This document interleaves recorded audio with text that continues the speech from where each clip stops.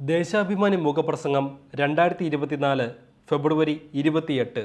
തിളക്കമാർന്ന സ്ഥാനാർത്ഥികളുമായി LDF. Lok Sabha തെരഞ്ഞെടുപ്പ് വിജ്ഞാപനത്തിന് മുമ്പേ സ്ഥാനാർത്ഥികളെ പ്രഖ്യാപിച്ച് LDF തുടക്കത്തിലെ മുന്നേറ്റം കുറിച്ചു. 20 മണ്ഡലത്തിലെയും സ്ഥാനാർത്ഥികളെ വേഗത്തിൽ പ്രഖ്യാപിക്കാൻ കഴിഞ്ഞത് ഇടതുപക്ഷ ജനാധിപത്യ മുന്നണിയുടെ നേരും രാഷ്ട്രീയ സ്ഥിരതയുമാണ് കാണിക്കുന്നത്. രാഷ്ട്രീയ രംഗത്തെ തിളക്കമാർന്ന മുഖങ്ങളെയാണ് സ്ഥാനാർത്ഥികളായി പ്രഖ്യാപിച്ചിട്ടുള്ളത്. പരിണതപ്രജ്ഞരും പുതുമുഖങ്ങളും പട്ടികയിലുണ്ട്. LDFിൻ്റെ പട്ടിക ഗംഭീരമാണെന്ന് രാഷ്ട്രീയ എതിരാളികൾ പോലും പറയുമ്പോൾ അത് സ്ഥാനാർത്ഥികൾക്ക് ജനങ്ങൾക്കിടയിലുള്ള സ്വാധീനത്തിൻ്റെ കൂടി പ്രതിഫലനമാണ്. മുന്നണിയുടെ കെട്ടുറപ്പും പാർട്ടികൾ തമ്മിലുള്ള ഐക്യവുമാണ് ഇത് സാധ്യമാക്കിയത്. ഇന്ത്യയെ സംബന്ധിച്ച് നിർണായക തെരഞ്ഞെടുപ്പാണ് നടക്കാൻ പോകുന്നത്.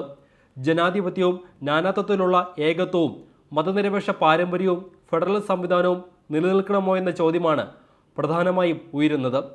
ഇന്ത്യയെ മതരാഷ്ട്രമാക്കാനുള്ള സംഘപരിവാർ നീക്കങ്ങൾക്ക് 10 വർഷം കൊണ്ടുണ്ടായ ഗതിവേഗം നിസ്സാരമല്ല. രാജ്യത്തിൻ്റെ സമ്പദ് വ്യവസ്ഥയാകെ കോർപ്പറേറ്റ് മൂലധന ശക്തികൾക്ക് അടിയറവ് വെച്ച് സാധാരണ മനുഷ്യൻ്റെ ജീവിതം ചവിട്ടി അരയ്ക്കുന്നതിൽ ആനന്ദം കാണുന്ന ഭരണം അവസാനിപ്പിക്കാനുള്ള തെരഞ്ഞെടുപ്പായിരിക്കുമെന്നാണ് രാജ്യത്തെ സ്നേഹിക്കുന്നവർ പറയുന്നത്. ഹിന്ദുത്വ രാഷ്ട്രീയത്തിൻ്റെ മാത്രം ബലത്തിൽ ഭരണം നടത്തുന്ന BJP ജനജീവിതം കൂടുതൽ ദുരിതത്തിലാക്കി. കേന്ദ്ര സർക്കാരിൻ്റെ തെറ്റായ നയങ്ങളെ എതിർക്കേണ്ട പ്രധാന പ്രതിപക്ഷമായ കോൺഗ്രസ് ആകട്ടെ BJPയുടെ ഹിന്ദുത്വ അജണ്ടയ്ക്കും കോർപ്പറേറ്റ് അനുകൂല സാമ്പത്തിക നയത്തിനും ചൂട്ടുപിടിക്കുന്ന പാർട്ടിയായി മാറി. എത്ര ഉന്നതനായ നേതാവിനും ഏത് നിമിഷവും BJPയായി രൂപം പ്രാപിക്കാൻ കഴിയുമെന്നതാണ് കോൺഗ്രസിൻ്റെ അവസ്ഥ.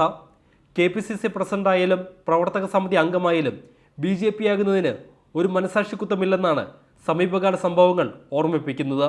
ലോക്സഭാ തെരഞ്ഞെടുപ്പിൽ വിജയിക്കുന്ന കോൺഗ്രസുകാരും ആ പാർട്ടിയിൽ ഉറച്ചു നിൽക്കുമെന്നതിന് ഉറപ്പുമില്ല.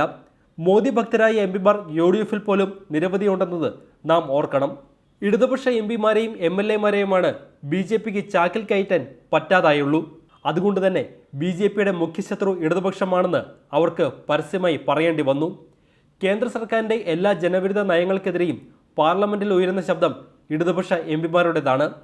പൗരത്വ നിയമമായാലും ഏക സിവിൽ കോഡായാലും കർഷക തൊഴിലാളി വിരുദ്ധ ബില്ലായാലും പൊതുമേഖലയെ വിറ്റുതുളയ്ക്കുന്നതായാലും എതിർശബ്ദം ഉയർത്താൻ പ്രധാനമായും ഇടതുപക്ഷ MPമാരാണുള്ളത്.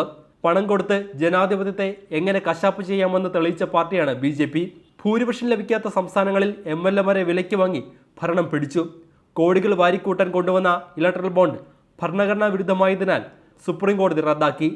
ആയിരക്കണക്കിന് കോടിയാണ് ബോണ്ട് വഴി BJP സംഘടിപ്പിച്ചത്. പണമൊഴുക്കി ജനാധിപത്യം അട്ടിമറിക്കുന്ന ഈ തെരഞ്ഞെടുപ്പിലും പണമിറക്കി കളിക്കുമെന്നതിൽ സംശയമില്ല. ജനാധിപത്യത്തിൻ്റെ കാതലായ ഫെഡറൽ സംവിധാനത്തെ തീർത്തും അവഗണിച്ച സർക്കാരാണ് ഇപ്പോൾ കേന്ദ്രം ഭരിക്കുന്നത്. പ്രതിപക്ഷ പാർട്ടികൾ ഭരിക്കുന്ന സംസ്ഥാനങ്ങളെ വരുതിയിലാക്കാൻ അവിടുത്തെ ജനങ്ങളെ പല വിധത്തിൽ ദ്രോഹിക്കാൻ മടിയില്ലാത്തവരാണ് കേന്ദ്ര ഭരണക്കാർ. സംസ്ഥാനങ്ങൾക്ക് ലഭിക്കേണ്ട ന്യായമായ വിഹിതവും ആനുകൂല്യങ്ങളും നൽകാതെ ശ്വാസം മുട്ടിക്കുന്നു. എന്നാൽ BJPയുടെ എല്ലാ ജനവിരുദ്ധതയ്ക്കും താങ്ങും തണലുമായി കേരളത്തിലെ UDF നിലകൊള്ളുകയാണ്. BJPക്കെതിരെ ഒരക്ഷരം മിണ്ടാൻ നട്ടലുള്ള ഒരാളും UDFിലില്ല, പ്രത്യേകിച്ച് കോൺഗ്രസിൽ. മോദിയുടെ പ്രത്യേക വിരുന്നിൽ പോയ MPയും UDF സ്ഥാനാർത്ഥിയാണ്. കേരളത്തിന് വേണ്ടി പാർലമെൻറ്റിൽ ഒരക്ഷരം പോലും മിണ്ടാത്തവരാണ് 18 UDF MPമാർ. കേരളത്തിൻ്റെ എല്ലാ വികസന പദ്ധതികളും മുടക്കാൻ പരസ്യമായി പ്രവർത്തിച്ചവരാണിവർ. തെരഞ്ഞെടുപ്പ് അടുത്തിട്ടും തർക്കം തീരാതെ ഉഴലുന്ന മുന്നണിയാണ് UDF.